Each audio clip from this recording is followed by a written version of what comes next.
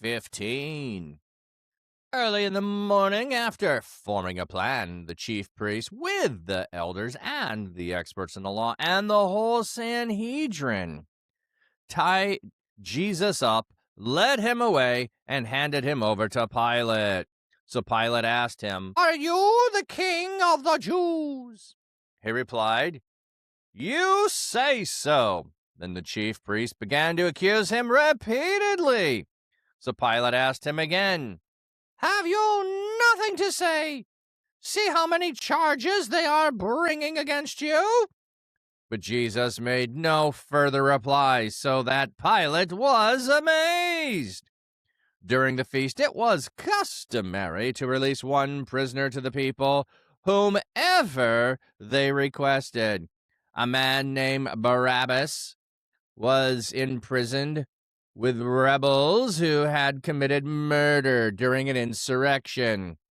Then the crowd came up and began to ask Pilate to release a prisoner for them, as was his custom.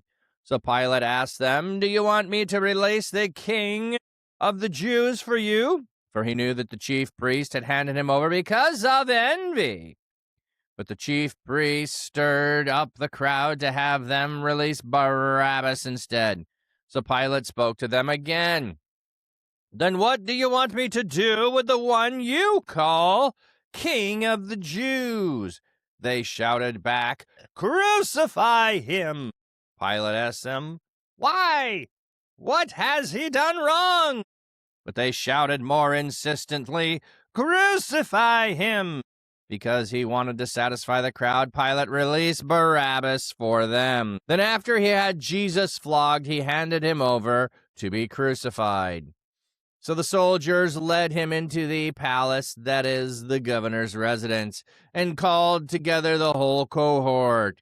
They put a purple cloak on him, and after braiding a crown of thorns, they put it on him. They began to salute him, "Hail, King of the Jews!" Again and again they struck him on the head with a staff and spit on him. Then they knelt down and paid homage to him. When they had finished mocking him, they stripped him of the purple cloak and put his own clothes back on him. Then they led him away to crucify him. The soldiers forced a passersby to carry his cross, Simon of Cyrene, who was coming in from the country. He was the father of Alexander and Rufus. They brought Jesus to a place called Golgotha, which is translated place of the skull. They offered him wine mixed with myrrh, but he did not take it. Then they crucified him and divided his clothes, throwing dice for them, to decide what each would take. It was 9 o'clock in the morning when they crucified him. The inscription on the charge against him read, "The King of the Jews." They crucified 2 outlaws with him, one on his right and the other on his left. Those who passed by defamed him, shaking their heads and saying, "Aha! You who can destroy the temple and rebuild it in 3 days, save yourself and come down from the cross." In the same way, even the chief priests, together with the experts in the law, were mocking him among themselves. "He saves others, but he cannot save himself. Let the Christ, the King of Israel, come down from the cross now, that we may see and believe." Those who were crucified with him also spoke abusively to him. Now, when it was noon, darkness came over the whole land until 3 in the afternoon. Around 3 o'clock, Jesus cried with a loud voice, "Eloi, Eloi, lema sabachthani," which means, my God, why have you forsaken me?" When some of the bystanders heard it, they said, "Listen, he is calling for Elijah." Then someone ran, filled a sponge with sour wine, put it on a stick, and gave it to him to drink, saying, "Leave him alone. Let's see if Elijah will come and take him down." But Jesus cried out in a loud voice and breathed his last, and the temple curtain was torn in two from top to bottom. Now, when the centurion who stood in front of him saw how he died, he said, "Truly this man was God's son." There were also women watching from a distance. Among them were Mary Magdalene and Mary the mother of James the younger, and Joseph and Salome. When he was in Galilee, they had followed him and given him support. Many other women who had come up with him to Jerusalem were there too.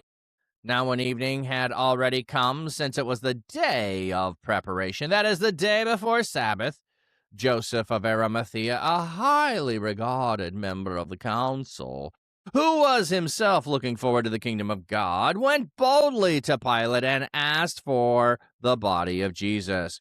Pilate was surprised that he was already dead. He called the centurion and asked him if he has been dead for some time.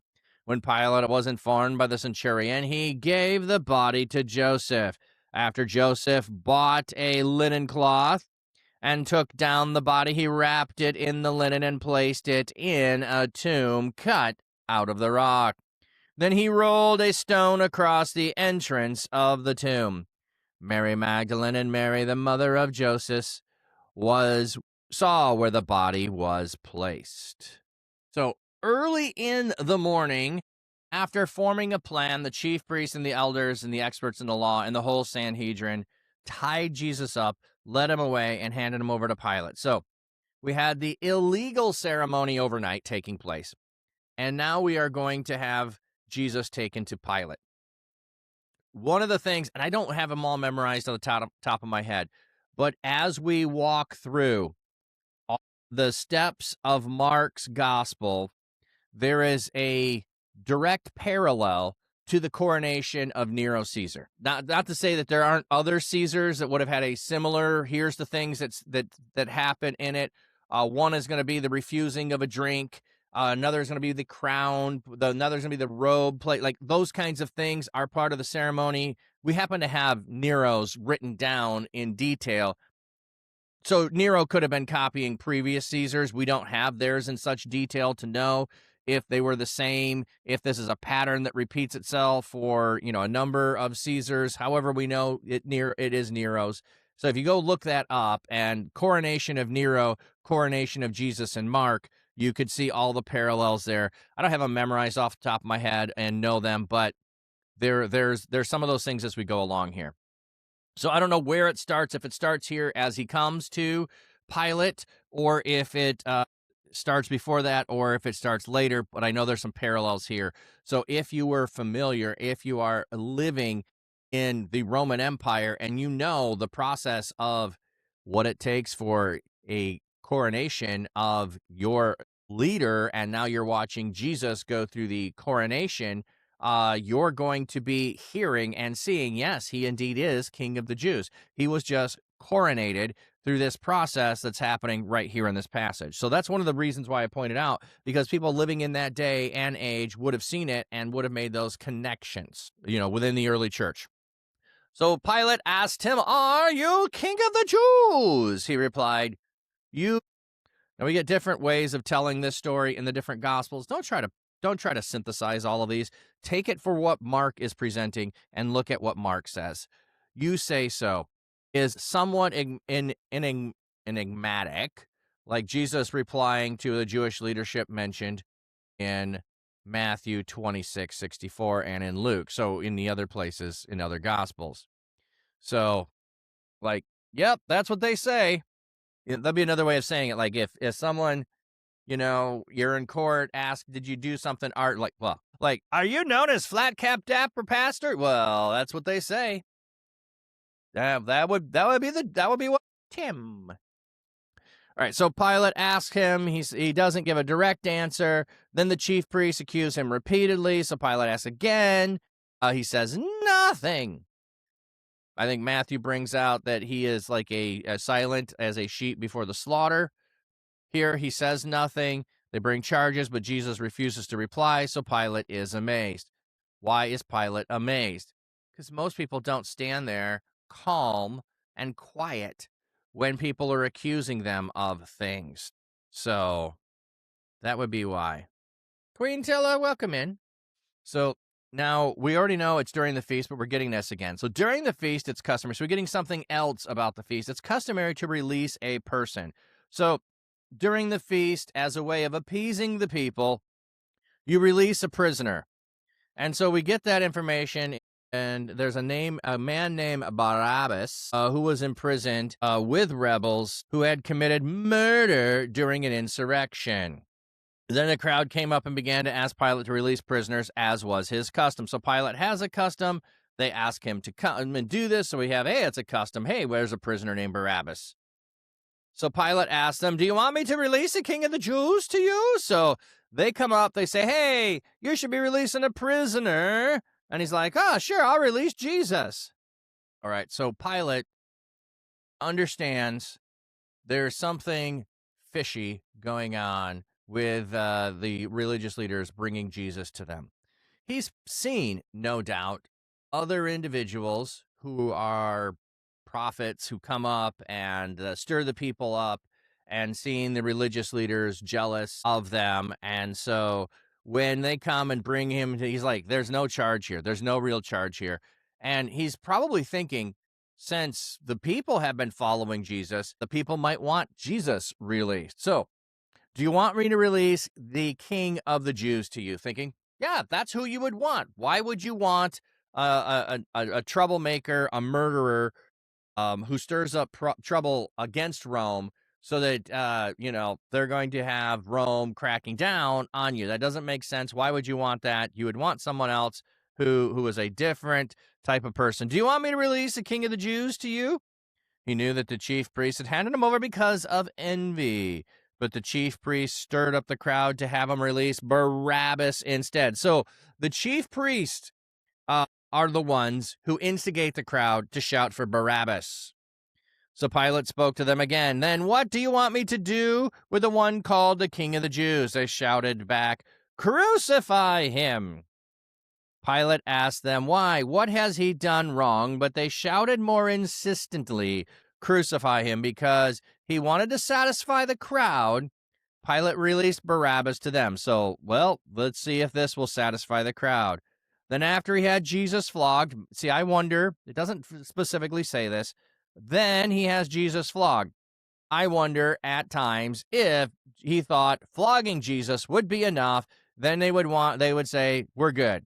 But then he hands him over to be crucified. So it never says that explicitly that Pilate hopes flogging will suffice and they won't have to crucify him, because the flogging could have just been preparation for crucifixion. But anyway, I wonder that at times, as it's saying, he's trying to appease the crowd. He's trying to appease them. He doesn't want a riot. A riot is not what Rome wants. So Pilate's job is to make sure there's no rebellion, there's no uprisings. Okay. So the soldiers led him into the palace. So he's handed over to the soldiers to crucify him. At this point, the soldiers get to do anything they want. Yeah, talk about mob mentality. Exactly. Mob mentality. You get them stirred up. They start chanting for something. Yeah. So the soldiers take him into the palace. That is the governor's residence. Let me see if there's anything on the footnote there. That is a praetorium. The governor's residence was the Roman governor's official residence. The one in Jerusalem may have been Herod's palace in the western part of the city, or the fortress of Antonia, northwest of the temple area. So we're not sure exactly where the residence was for Pilate, but it was referred to as the praetorium. Okay. And they call the whole cohort, a cohort was a tenth of a legion, about 500 to 600 soldiers. I've actually learned something more recently, that while technically there might have been a name or a number associated with these, that like, hey, a centurion is someone who is in charge of 100 people, the Romans weren't that precise in some things. Like, you would have the title of a centurion even if you were only over 50 people. Okay, so a cohort, yes, the standard might have been 500 people, but it doesn't necessarily mean it had to be 500. That's all I'm saying here is, okay, so we have a cohort. We know the level at which it's at, but the more likely, there aren't 500 people here that Jesus is getting beaten up by. Okay, that's part of what I'm thinking.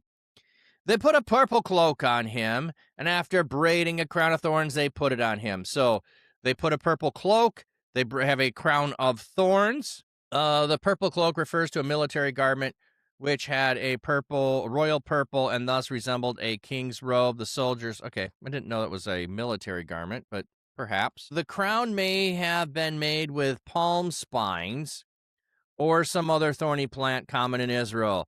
In placing the crown of thorns on his head, these soldiers were unwittingly symbolizing God's curse on humanity by placing it on Jesus. Their purpose here was to mock his claim to be the king. The crown of thorns would have represented the radiant corona portrayed on the heads of rulers on coins and other artificial artifacts of the first century. So you have the crown that you're putting on him, the thorns. Remember, the curse is that thorns are going to possess the ground and make it difficult. So that's part of the curse from Genesis 3. So that's being placed upon his head. Yeah, cohort-ish, tactical skillet, cohort-ish, yes. John Candy, welcome in. Fun fact, you just read the standard ration for Roman soldiers in a day was pizza with olives, pineapple, and anchovies. Uh-huh. I read it on the internet, so it must be true. Yep, that's got to be it. They mock him up to be a king, and they salute him, say, "Hail, King of the Jews." Again and again, they struck him on the head with a staff, and they spit on him. So they mock him up to look like it. Okay, the statement, "Hail, the King of the Jews," is a mockery pattern after the cry of "Ava, hail Caesar." So, well, it's also what he's accused of being.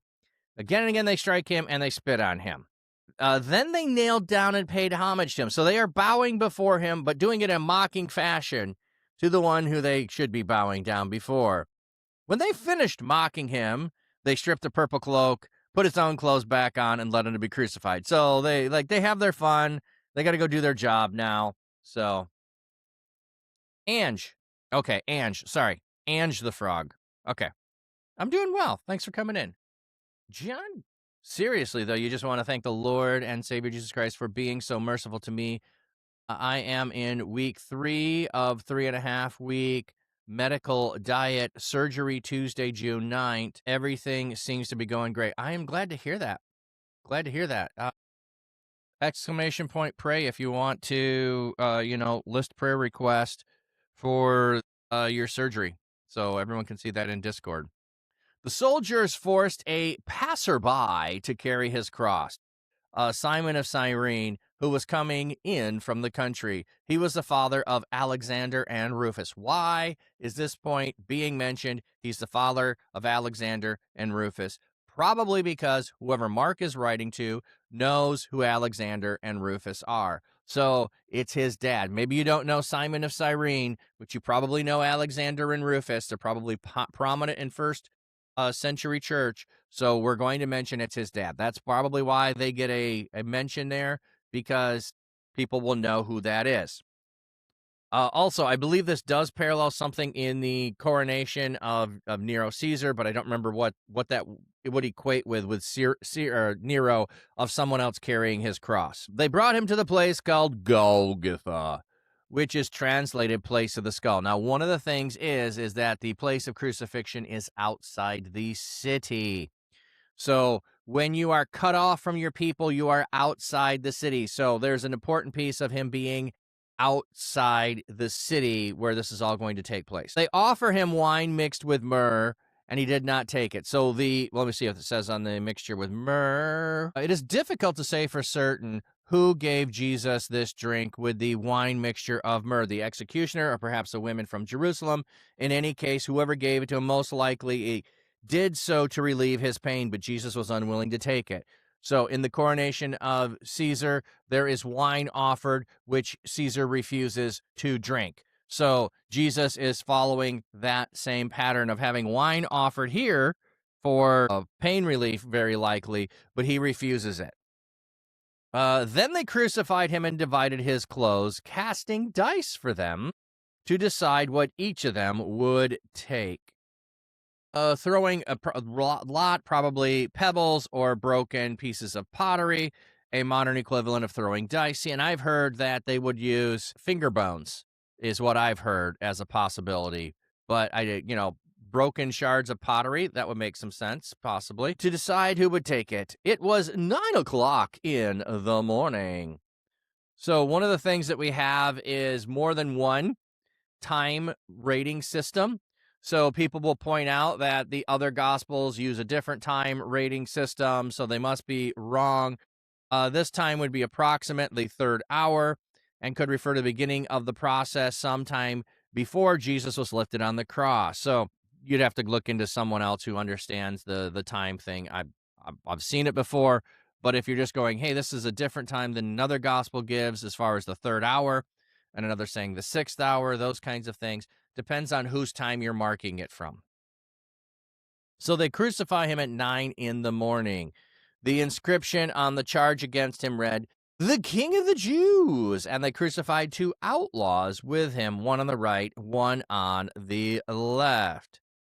Most manuscripts add verse 528, and the scripture was fulfilled that said, he was counted with the lawless ones. Verse 28 is included in these, but it is lacking in significant Alexandrian and Western manuscripts and some others. So one of the things you'll notice is Aleph, A, B, C, D. Those are more prominent ones, so they're giving more weight to the ones that do not have it. The addition of the verse from the quotation from Isaiah 53:12 probably repressed a scribal assimilation from Luke 22:37.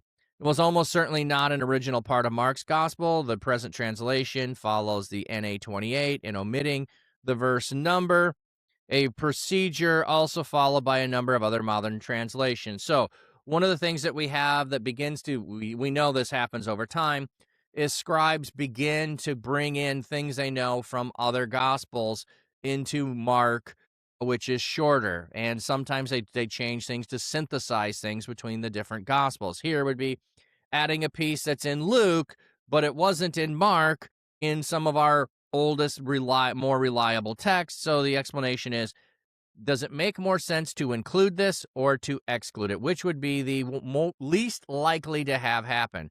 Would it be least likely for them to decide to start erasing it or to start adding it? And so that's how they make the decision. Yeah, right. Roman third hour would be different than Jewish third hour, of kind of like time zones. Well, maybe it'd be more in attune to doing 12-hour time versus military time. So, in the medical field as well, for precision and so that there's no confusion, you have 1300 hour and 1400 hour, and I just don't like that. It's like I have to sit there and do the conversion all the time. I have to subtract 12, figure out what time that is. But if you used it all the time, you'd get used to it. So, yeah, something along those lines. Okay, so 9 in the morning, they give him the charge against him, read King of the Jews. They crucified him with 2 outlaws. Oh, that's right, we were the 2 outlaws. So the translation of thief is not a good translation. Theft was not punishable by crucifixion. Insurrection is what's you're going to get you crucified, not simple theft. So calling him the 2 thieves on the cross, not a great translation. They needed to have done something more serious than stealing to be. Now, I'm not going to go around telling people they can't say the thief on the cross. I'm simply giving you information so that you understand the thief on the cross had done more serious crimes than petty theft. So I like outlaws as a translation. It leaves it up in the air, but we know that they have done something nefarious. Those who passed by defamed him, shaking their heads and saying, you who can destroy the temple and rebuild it in 3 days, save yourself and come down from the cross. So we have the mocking of the soldiers. Now we have the mocking of passersby. In the same way, even the chief priests, together with the experts in the law, were mocking him among themselves. So we have 3 different layers of mocking. We have the Gentiles who know no better, the people who could know better, and the experts in the law and the chief priests who certainly should have known better, but out of jealousy and out of spite and out of anything else, they do not want to elevate and raise Jesus to actually be who he is. He saves others, but he cannot save himself. Let the Christ, the King of Israel, come down from the cross now, that we may believe. So in their mocking, they point out, give us a sign. Remember, Jesus talks about only a perverse generation asks for a sign, when they've already been given many. Well, if he comes down off the cross, we'll believe. And the other points out, he said he would raise himself up or raise the temple up in 3 days. Like, in the mocking, they have all of this hidden truth that they're revealing, yet not believing. We have the soldiers mocking him as being the king, which he is. We have the experts in the law mocking him that he saved others, that if he is the Christ, he is the Christ. And we have the he can destroy the temple and build it in 3 days, which he's in the process of having the temple destroyed so he can raise it up in 3 days. Like, all three of you mocking are spewing truth. You just don't know the truth you're actually saying. Then those who were crucified with him also spoke abusively. So now we have the criminals are also abusive to him. So we have a fourth level there. Now, when it was noon, which in Mark is the 6th hour, darkness came over the whole land until 3 in the afternoon. The imagery parallels the day of the Lord. So Mark is identifying this is a day of the Lord. God's judgment has come. The darkness is a motif in Joel, in Amos, and Zephaniah, and it lasting for 3 hours. So any of you inclined or who watch people who are inclined to, let's come up with a scientific explanation. Like, okay, that's fine. You can try to do that, and Eclipse ain't going to cover it. You know, if it's just clouds, how do you explain that one? You know, but how about just darkness? You know, like the plague of Egypt, darkness over the land. Judgment coming. And then Jesus cries out in a loud voice, Eloi, Eloi, lama sabachthani, which means, my God, why have you forsaken me? So what he's quoting is Psalm 22. Now, maybe he says more than simply this. So, but if not, if he only says this, that's okay, because the audience would have known he was quoting, or should have known he was quoting Psalm 22. He is saying this in Aramaic, is what it appears to be. So we're getting it translated into English. Maybe because he's saying it in Aramaic, they're thinking, oh, Eloi, Eloi, Elijah. He's calling for Elijah. So the audience, however, who is reading this or listening to it being read to them, is going to know Psalm 22 and want to know and look through the entirety of the psalm and look at the psalm as what Jesus is claiming is taking place now. Not just, my God, why have you forsaken me? The entirety of the psalm needs to be coming into mind as you read it. I'm not going to go do that now, but I encourage you to go do that on your own. When some of the bystanders heard it, they said, listen, he's calling for Elijah.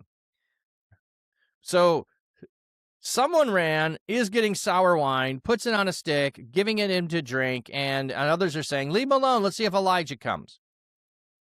But Jesus cried out in a loud voice and breathed his last. So no, he is not rescued. He breathes his last. He cries out in a loud voice, and the temple curtain was torn in two from top to bottom. One of the things that's important here on the top to bottom, like, the temple is incredibly tall. So how would someone have access to get to the top of the curtain to tear it? If you're a person, you're going to be at the bottom and tear it. One of the other things I've heard is that the curtain is not like a thin veil like we might have over a window. Like, the curtain is woven and it's thick. Like, maybe 8 to 12 inches thick woven wall. So it's there. It's not this tiny thing. For it to be torn is a massive endeavor. For it to be torn from top to bottom, even more significant. Now, the centurion who stood in front of him saw how he died. He said, "Truly, this man was God's son." The way he breathed his last, the way he expired, and he thus breathed no more. So the centurion is watching this man and identifying he's died in a manner I have not seen anyone else. There's something different. I don't think it's just the final breath that's the only thing in view there. It's the totality of everything that took place. And the centurion is convinced of who he is. No one else is. Notice that, though. No one else is. There is the crowd, there's the Sanhedrin, there's the passersby, there's the thieves, the outlaws on the cross with him. Mark doesn't tell us, as the others do, that one of them said, "Remember me." That's not important in Mark's telling. He wants the centurion, someone who has witnessed death time and time again, to identify there's something different about the death of Jesus. There were also women watching from a distance. We have Mary, and Salome. When he was in Galilee, they followed around, giving him support. So maybe we didn't learn this earlier, but now we know that they were some of the financial backers of Jesus' ministry. Many other women had come up with him to Jerusalem, were there too. So we have 3 prominent women, and then there's more who are there as well. Now, when evening had already come in the day of preparation, we also have the Jewish practice of you don't leave someone on a tree overnight. When someone's dead, you take them down. So Joseph of Arimathea, who is a member of the council, comes and asks for him. Pilate is surprised Jesus is already dead. He gets confirmation. Jesus is already dead. He gives the body to Joseph. Joseph bought a linen cloth, has him wrapped in the linen cloth, and places him in a brand new tomb. It could either be a cloth for burial or just a linen cloth. So maybe he's intentionally saying he bought a burial shroud carved in an outcrop, so it's a carved tomb. He rolls a stone across the entrance. See where the body is placed so they can come later. So there we have it. That is Mark 15. All right.